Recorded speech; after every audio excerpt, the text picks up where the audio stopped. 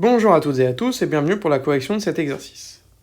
Alors on a E, F, G des cas espaces vectoriels de dimension finie, F et G de espaces vectoriels et on veut montrer donc une inégalité. Alors quelque chose qui va marcher de temps en temps, quelque chose qu'il faut garder en tête, une petite astuce, c'est le théorème Durand. Alors vous le connaissez, le théorème Durand, donc là si par exemple je vous demandais de l'appliquer à F, vous me diriez la dimension de E est égale à la dimension de l'image du caire de F plus la dimension de l'image de F. Et vous auriez raison. Maintenant, cette dimension de E, là, elle correspond à la dimension de l'ensemble de départ. Donc vous, quand vous voulez avoir une dimension sur quelque chose de vraiment très précis, il suffit simplement de restreindre l'image de départ. Par exemple, si je m'intéresse à F restreinte au caire de G rond F, j'obtiens quoi? J'obtiens que la dimension de l'espace de départ, donc la dimension de caire de G rond F, est égale à la dimension du caire de F restreinte au caire de G rond F plus la dimension de l'image de F restreinte au caire de G rond F. On sait que le caire de F, ça je vais l'écrire up ici, on sait que le caire de F restreint à A, ça va être égal au caire de F inter A. Vous pouvez montrer ça assez rapidement, hein, c'est pas très difficile. Donc ça va être égal à la dimension du caire de F inter le caire de G rond F plus la dimension de l'image de F restreinte au caire de G rond F. Alors, le caire de G inter le caire de G rond F. Si X appartient au caire de F, on a F de X qui vaut 0, et donc G rond F de X qui vaut encore 0. Donc finalement, le caire de F, il est inclus dans le caire de G rond F.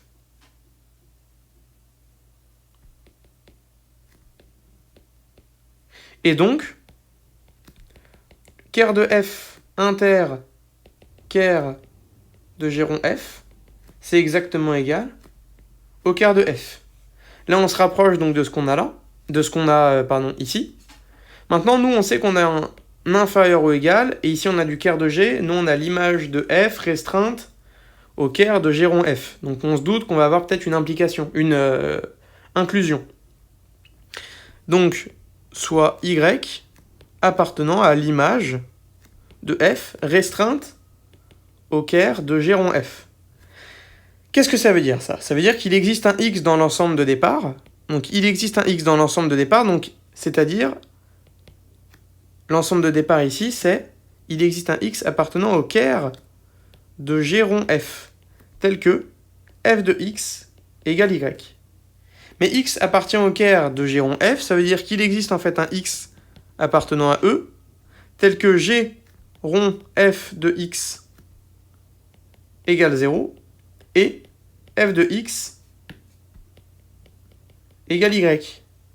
Mais alors, il existe un X appartenant à E, tel que G de Y égale 0, puisque F de X, je ne vais pas l'écrire dans cet ordre-là, pardon.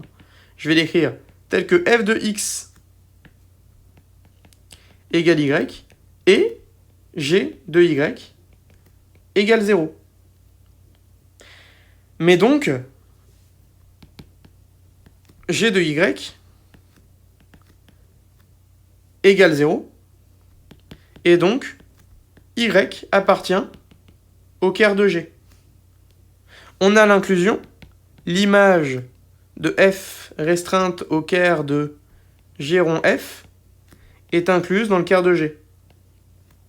Donc la dimension de l'image de F restreinte au caire de G rond F est inférieure ou égale à la dimension du caire de G. Et en combinant tout ceci, on obtient bien la dimension de ker de G rond F, qui vaut la dimension donc de ceci, qui vaut exactement le ker de F, la dimension du ker de F, plus, inférieur ou égal, plus la dimension du ker de G, qui est exactement l'inégalité qu'on cherchait au début. Donc gardez bien en tête cette idée d'appliquer le théorème du rang à f restreint à un certain ensemble de départ. Ça nous permet d'avoir des informations sur la dimension de l'ensemble sur lequel on restreint f. Mais également, cet exercice est assez intéressant puisqu'il vous fait manipuler pas mal de ces nouvelles notions qui sont l'image et le ker, notamment cette étape-là, que je vous invite à vraiment bien comprendre.